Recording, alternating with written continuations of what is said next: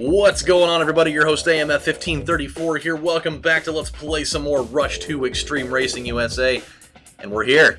We've got 2 races to go before a victor is crowned, and more than likely it's going to be me, because we have a lovely 21-point lead over Cecil, and an even larger lead over Stiff Dog. I'm still pulling for him, man. He's got 2 more chances to make a push for 7th, and I think he can do it. I really do. I really do.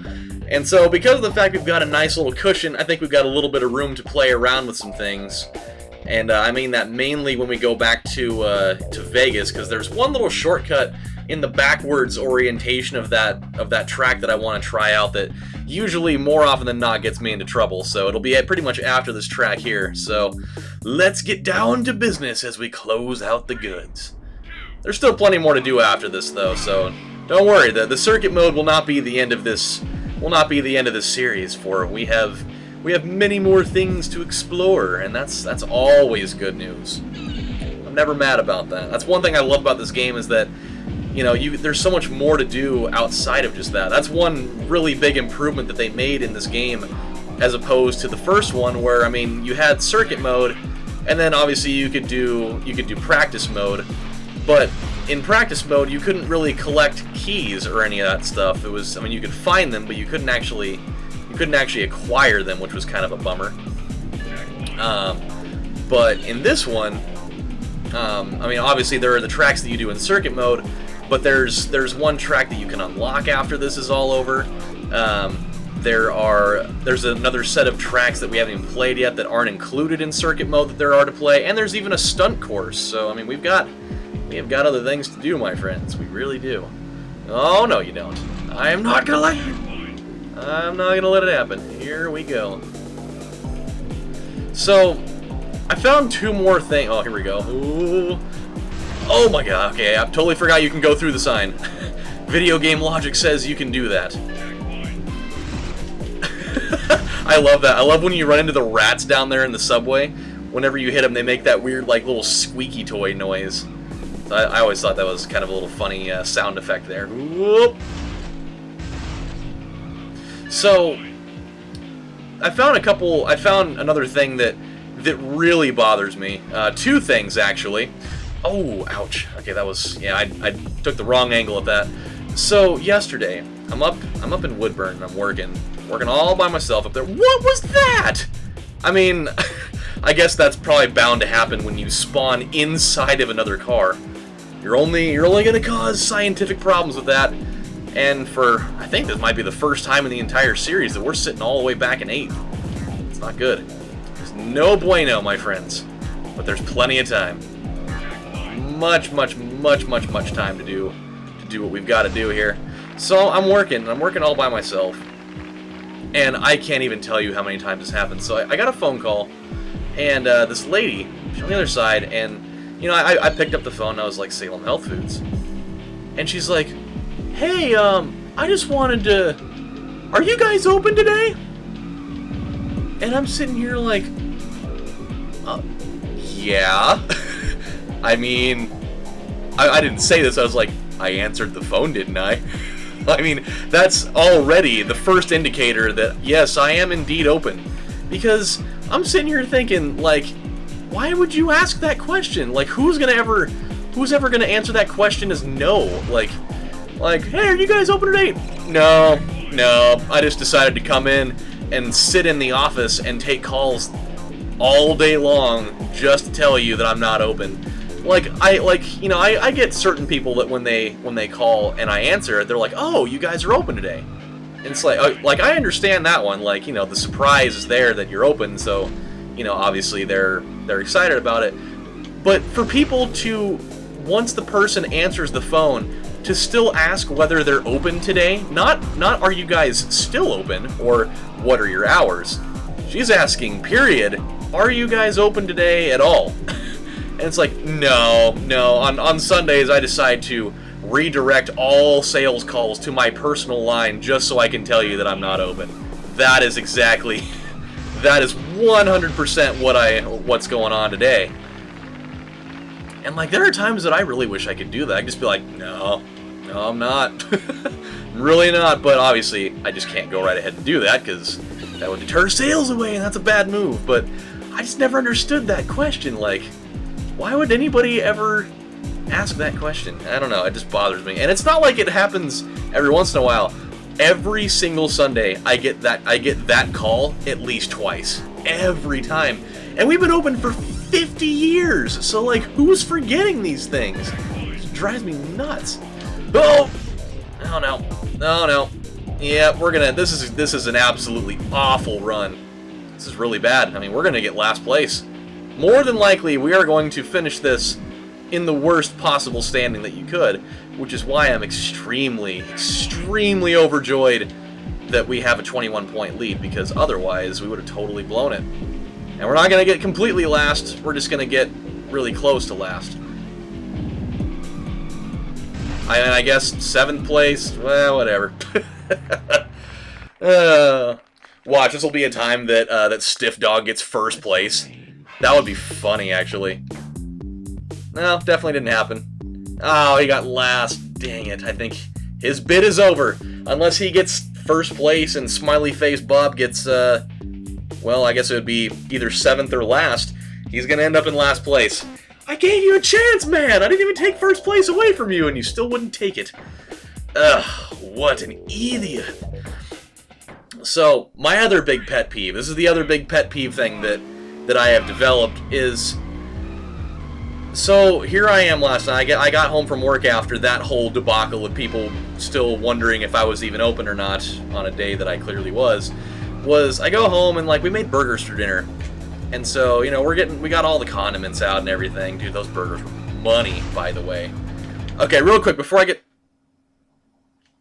I don't know what the hell that was all about. Before we get to the rest of this, I'm going to try this shortcut, and I'm so bad at it. Oh! Yep. Again, I'm really bad at that shortcut. You have to get through that gate, and you have to make a real sharp turn. What? Come on, Apple software, really? What the hell are you doing, man? Get out of here. Nobody wants your stupid software anyways. Get out of here, you moron! My God! It's sabotaging me. It knows what I'm trying to do, and it won't let me have it. Gosh. Like, the first track, that was all my fault. That was just my own stupidity and lack of you know, control of my vehicle getting in the way there. But, oh boy. Oh no. Oh boy. Yeah, there's a shortcut for you that I haven't really exhibited yet. It's not one that I use very often, and obviously one that you can only do... well, I mean, you can do it forwards, but it's way harder to pull off when you're driving forward like that than it is in any other scenario. So, yeah, that's a tough one. But it definitely helps out a lot, as you can see. That was a good idea there. So, yeah, dude, we're making these burgers, and man, they were money. They had, obviously they had sharp white cheddar on them, and there were caramelized onions, and there was just thick slabs of bacon, not like that weird Hormel microwave bacon, which I'm not talking smack about Hormel microwave bacon, because I do love it with a passion.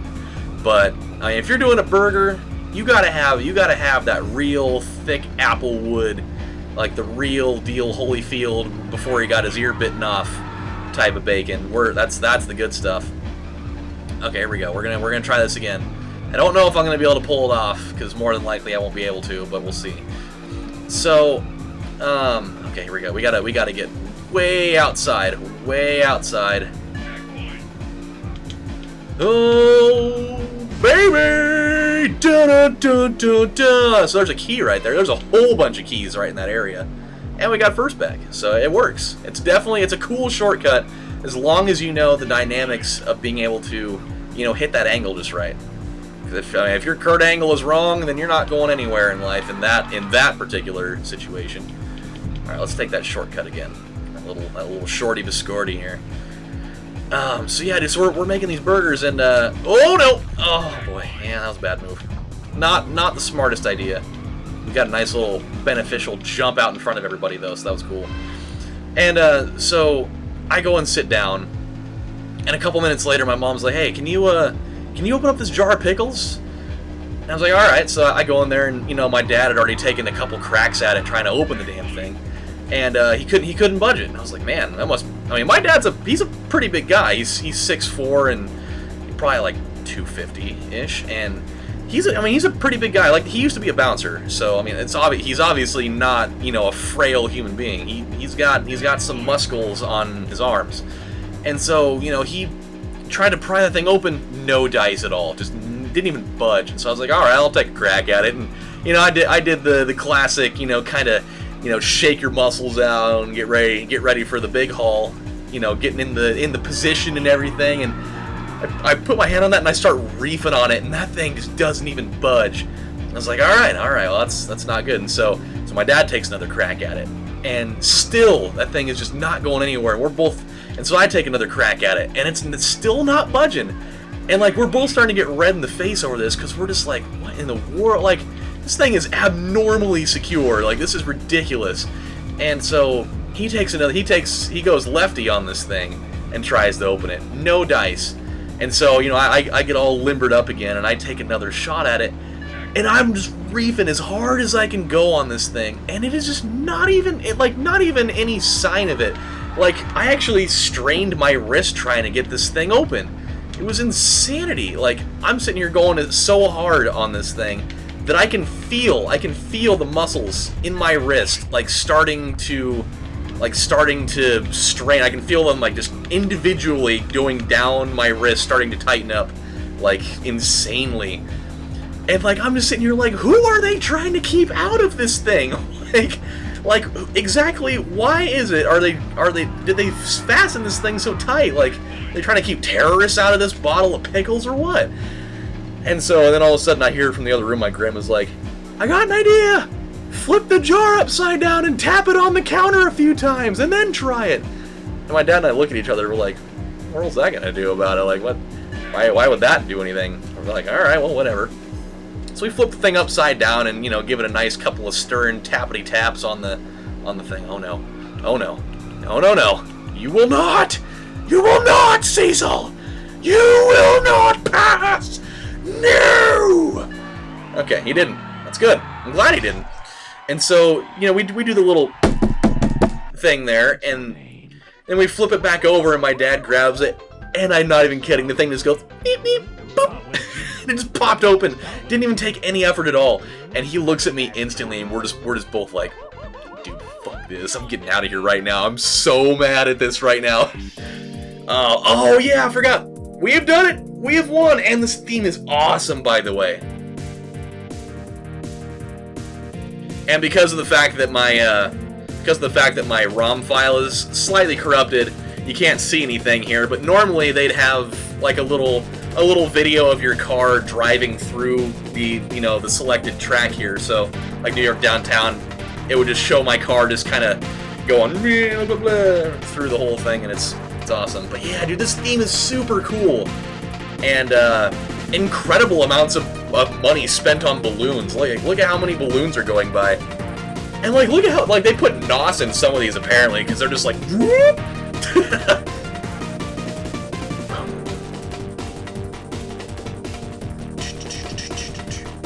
Yeah, so my right wrist is actually kind of messed up over that. Oh, here we go.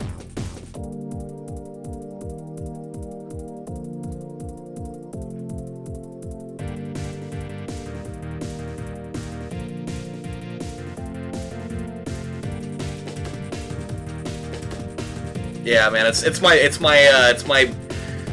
my favorite 1A song in this game, because I would still say that the theme song that plays on the Alcatraz track is my favorite one in the whole game. But this you could call like favorite 1B, like 1A or 1B, depending on how you decide to notate those things. And oh, it's so good. It is. Like, it's one of those ultimate, you freaking did it, man! You are triumphant in your quest to, you know, destroy everybody, and we did. Even though technically we only really won by like what? Like 12 points? Something like that, because we lost a big chunk of our lead in that second to last race there. Oh, it's so good, man. It always feels good to win that circuit, even though obviously like I'm pretty much guaranteed to win it almost every time I play it. But this was close. Like, normally I don't really have that close of circuits with these guys. Like, normally I'll win well over 2/3 of the races, and I usually have a pretty strong lead. But I mean, Cecil made it close, man. That guy did not give up. He was a tough cookie to crack, but we finally broke him down just enough to where that 7th place didn't really harm me any. Because if we would have gone into the last race, I don't know if that 1st place would have been able to do it. Because if his lead would have been any more than 3, obviously, we would have only maybe ended up in a tie, which would go to me, obviously. But still, whew, I got lucky that we built up that lead there in the episode previous. So they won't really show you, obviously the graphic thing, the little graphical error won't show you, but this is the track that we unlock. It's a cool little secret one. It's the Midway offices, and it's an awesome secret track. I'll show it to you here in a minute. Okay, here we go. So, I got it. We won it by 14. And so by doing that, we now unlocked the Midway office, and it is such a fun little track to play. I won't show it to you in this episode. I'll do it in the next one. And so it's cool, man. It's actually one of my favorite tracks in the game, just for like the purpose that, like, you're actually driving around in an office building, and like it's almost like you're taking on the role of a micro machine, really. We'll get to it next time, but it's a really fun one to play. And so, with that said, my friends, we also unlocked the rocket. Oh yeah, yes, you can drive a rocket in this game, and obviously the acceleration and top speed are on a freaking different planet altogether. But the controlling for this thing is absolutely abysmal. Like, that's the thing that would make you not want to drive it, is that it is nearly impossible to steer this thing really well. I'll try it, though. I will try it in a later time. But, yeah, so when we come back on the next episode of Let's Play Rush to Extreme Racing USA, we are going to start taking a look at some of the other tracks in this game, because we have the Midway track, which is awesome. It's great. There's the Midway track. There's the Crash Course, which is, oh boy, Crash was a very appropriate name for that. It really was. There's also the Half Pipe Course, and there's also the Stunt Course. So you better believe we're going to be taking a look at these things. We may not get through all of them next episode, but we'll definitely try. And so there's also one other hidden track to unlock, so we will take our pass at that, and I'll explain how to do it next time. But until then, my friends, this is your host, AMF1534, saying thank you guys for watching. We won the circuit, and I will see you guys next time. Take care, everybody. Bye.